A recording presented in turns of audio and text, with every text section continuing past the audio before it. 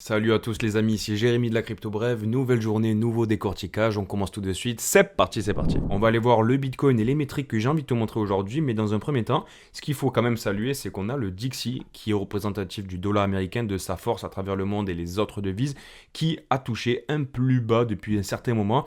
On est rentré sous les 101 points, autrement dit 100,824. Donc on est en train de venir piquer cette zone. Est-ce qu'on va rentrer à l'intérieur? Est-ce qu'on va venir s'installer pour ensuite cracher direction ce petit range là qu'on attend avec impatience et qui dans l'histoire a marqué des périodes plutôt intéressantes pour la crypto-monnaie. Ceci dit, pour revenir sur le Bitcoin et la crypto-monnaie, tu as vu ce qui s'est passé ces derniers temps avec les taxes douanières, la Chine, on monte à 100%, non 120, non on descend, on baisse les taxes, on les supprime, on achète de l'énergie.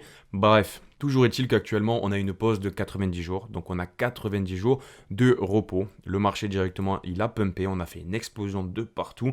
Tout le monde s'est dit, ça y est, c'est reparti, boum. Et puis, visiblement, on est venu encore une fois rebondir sur cette trendline qu'on tire derrière nous depuis maintenant l'ATH. Donc voilà, une bonne nouvelle qu'on a eue hier, une bonne bataille qui a été gagnée, mais la guerre n'est bel et bien pas terminée. Actuellement, on a fait un petit repli.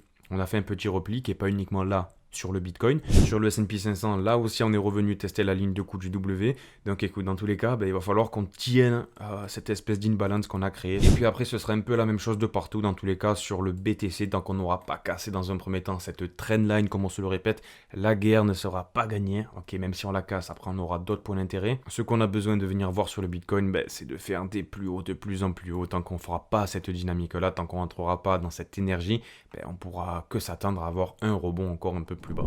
Ensuite, j'aimerais évoquer avec toi l'indicateur H-Ribbons dont on a pas mal parlé ces derniers temps parce qu'on a eu un signal buy qui s'est allumé et dans l'histoire, lorsqu'on a un signal de ce style sur le H-Ribbons, c'est extrêmement intéressant de rentrer dans le Bitcoin, de rentrer dans la crypto-monnaie, pas sur une micro-échelle ou à court terme, mais on est dans une zone où c'est intéressant d'acheter du Bitcoin parce que les mineurs se remettent à miner, on a un hash rate qui commence à être de plus en plus fort et forcément c'est un indicateur qui est bon signe pour la santé de Bitcoin. Bon, du coup ce que je voulais faire, et que j'ai fait et que je vais te présenter, c'est que j'ai regardé la latence qu'il y a entre le moment où on a ce signal qui s'allume, qui s'éclaire, donc ce signal buy du H-Ribbons, et regarder l'intervalle de latence qu'on a pu avoir dans l'histoire du Bitcoin, faire une moyenne de cette latence, de tous les signaux qu'on a eu avec cette latence, ce lag, tu l'appelles comme tu veux, et spéculer sur un futur rebond qui pourrait justifier l'éclairage de ce fameux signal. Bon, et du coup, je t'ai facilité le travail, je vais pas tout te reprendre, mais grosso modo, voilà, j'ai repris tous les signaux jusqu'en 2019, j'ai fait une moyenne, et donc, je ressors mon petit calepin. On a parfois des latences qui sont instantanées, qui durent un jour, on en a qui durent 153 jours, et 153 jours, c'était ce signal ici, là, tu vois, c'est quand on rentrait en bear market, enfin, on était quasiment à la fin, ok, c'était en août 2022. On avait mis 150 jours à peu près, tu vois, pour sortir et recommencer à faire une tendance qui était plutôt haussière. Donc j'ai tout regardé et au final, ça fait une moyenne de 42 jours,8. Bon, on va arrondir à 43 jours.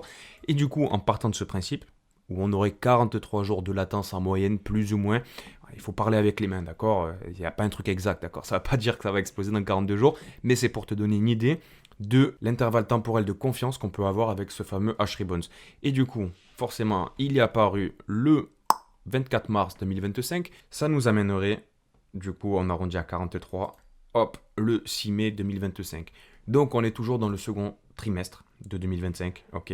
Donc ça vient concorder, ça vient converger avec toutes les analyses, tous les points qu'on a regardés ensemble, toutes les métriques. Après, à garder en tête que là, je t'ai fait une moyenne, je t'ai fait des statistiques et qu'on a déjà eu par le passé une zone où on a attendu 153 jours après l'éclairage de ce signal. Ensuite, le second point que j'aimerais regarder avec toi maintenant, c'est la M2 Global Liquidity. Alors, tu la connais cette charte, elle est jaune, elle nous illumine depuis certaines semaines, voilà, tu en as peut-être marre et moi aussi, mais dans l'histoire du Bitcoin, on a toujours eu une corrélation avec le Bitcoin qui est liquidovore et cette fameuse M2 Global Liquidity. Bon, et donc il y a des études qui ont été réalisées sur le temps de latence entre le moment où la liquidité globale augmente et le moment où cette liquidité est déversée sur le Bitcoin, qui est liquidovore, je le répète, qui nous dit qu'en général on a une latence qui est de 80 jours ou de 108 jours, 105 jours. Tu trouves plusieurs chiffres, il y a plusieurs analyses qui ont été réalisées là-dessus. Et donc finalement, si on se positionne sur ces deux durées, où est-ce que ça nous amène? Est-ce qu'on pourrait tomber au même niveau que le H-Ribbons? C'est ce qu'on va regarder tout de suite. On peut considérer qu'on a eu une augmentation de la M2 du coup le 19 janvier 2025 et si tu décales de 80 jours, eh bien ça t'amène, aussi curieusement que ça puisse paraître, le jour où Donald Trump nous annonçait que les tarifs douaniers étaient mis en pause pour 90 jours. Bizarrement, on a une corrélation de 80 jours de latence entre le moment où l'M2 Global Liquidity pourrait se reverser sur le Bitcoin et le moment où Trump nous fait cette annonce qui a fait exploser tous les marchés mondiaux et le Bitcoin lui aussi a connu un beau pump. Bref, du coup, je vais te mettre cette donnée-là, hop, en jaune parce que c'est la couleur jaune. Ok, on va mettre une ligne verticale et on va voir ça après. Donc, tu mets une ligne verticale là en jaune. Ensuite, on en a une ici pour le H-Ribbons en moyenne. Où est-ce qu'on est arrivé? Je mets ça en vert. Ok, donc là, on a deux datas. 80 pour l'instant, il semblerait que voilà, ce ne soit pas le moment parce qu'on n'a pas encore vu d'explosion à la hauteur de cette envolée de liquidité. Mais bon, pourquoi pas. Et ensuite, si on se décale, du coup, de 105 jours, ça nous amène le 4 mai 2025. Et on va noter ça avec une petite droite verticale. 80 jours post-augmentation de la M2, il semblerait que ce ne soit pas la corrélation qu'on a pour le coup avec Bitcoin, parce qu'on n'est même pas sorti de notre range. On est venu le piquer et on est redescendu encore. Mais il nous reste cet intervalle au 4 mai 2025. Tu vois que je vais te mettre en gras. Et on a aussi le H-Ribbons pour le coup. Donc combien de temps est-ce que ça va prendre? Quelques jours, quelques semaines pour briser cette résistance, pour ensuite, pourquoi pas faire un petit range et aller à la limite faire un petit épaule, tu vois, qui nous ramènerait vers ce range, tu vois, où il y a tout qui converge, il y a pas mal de choses qui nous amènent à penser que on pourrait avoir quelque chose qui se passe dans cette période-là. L'avenir nous le dira, mon cher ami. En parallèle de quoi, une super nouvelle aussi qui est tombée concernant les annonces économiques, eh bien, c'est l'IPC. L'IPC qui représente finalement l'inflation des États-Unis. On était à 2,8%, on est tombé à 2,4%, le marché s'attendait à avoir 2,5%. Donc on espère que la réévaluation des taux d'intérêt en mai sera à la baisse cette fois-ci. Concernant la Google Trend de Bitcoin qui représente l'intérêt autour de la crypto-monnaie, et tu le sais, hein, pour les nouveaux qui me découvrent, voilà, je vais le répéter, mais plus on est bas sur cet indicateur, plus c'est intéressant parce que personne s'y intéresse.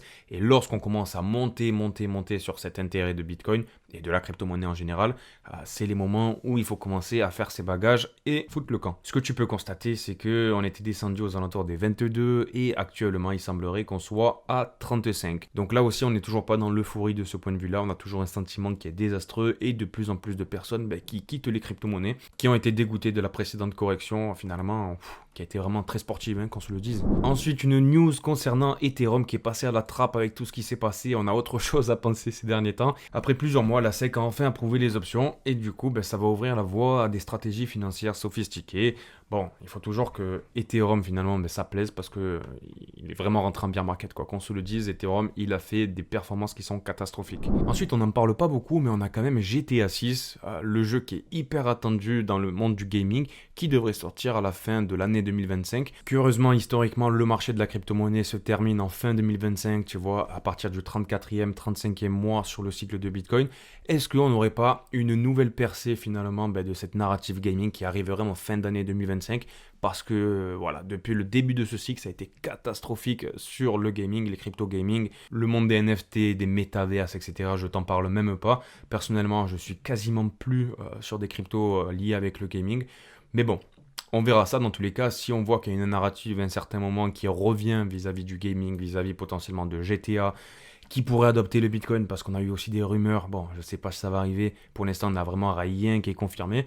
Mais si on commence à avoir de l'engouement autour, on en reparlera sur la chaîne et on essaiera de se focus autour de bons projets crypto gaming. Ensuite, concernant l'écosystème de Solana, alors je vais te le dire simplement, ils sont en train vraiment de faire des merveilles d'un point de vue technologique et l'écosystème Ethereum doit vraiment mettre les bouchées doubles, doit vraiment augmenter d'un ordre de grandeur ce qu'ils produisent, ce qu'ils délivrent de point de vue marketing, communication. Là c'est bon quoi, il y a toujours du retard, le token ne performe plus parce que de notre côté ça développe de plus en plus, on a de plus en plus de features, de plus en plus d'applications et là typiquement Solana ce qu'ils ont sorti c'est vraiment ouf. Pour te la faire simple, ils sont en train de sortir de nouveaux outils alimentés par la technologie ZK qui permettent d'avoir des jetons qui soient confidentiels et de faire des transactions de manière confidentielle. L'idée c'est quoi? C'est que tu as ton wallet, tu fais une transaction, tu envoies 10 000 balles, je sais pas moi, à ton papa, et tu écris tout simplement, cacher le montant, rendre confidentielle ma transaction, et donc en la rendant confidentielle, personne ne pourra voir, même sur la blockchain, tu ne pourras pas voir le montant que tu as envoyé. On verra qu'il y a une coquille qui est partie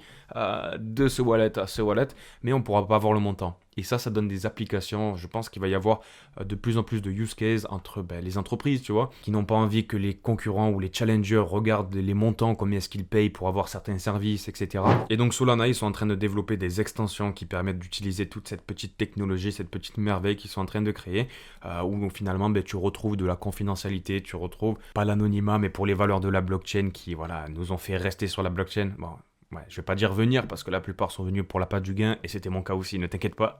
Donc du côté de Solana, franchement, chapeau bas quoi. Ensuite, comme tu peux le constater sur ce post que j'ai repartagé sur Twitter qui met en lumière les cycles de la Global Liquidity mondiale, ce que tu peux voir, c'est que finalement, depuis les années 1975, on suit plus ou moins les mêmes courbes, les mêmes amplitudes, les mêmes périodes temporelles, etc. On a eu des époques où la global liquidity était bien plus forte, était bien plus basse, mais en général, on suit toujours la même structure. Si tu sectionnes les cycles bêtement en 11 cycles bien distincts, ce que tu peux constater, c'est que 9 cycles sur 11 de la global liquidity qu'on a pu voir, on est allé plus haut que le point où on est actuellement. Donc, est-ce que ça va continuer? Est-ce qu'on va avoir encore la global liquidity qui va monter et qui va atteindre potentiellement, tu vois, des zones plus importantes comme on a pu l'avoir en 2020? Peut-être pas autant parce qu'honnêtement, avec le Covid et la pandémie, on avait une raison majestueuse d'imprimer.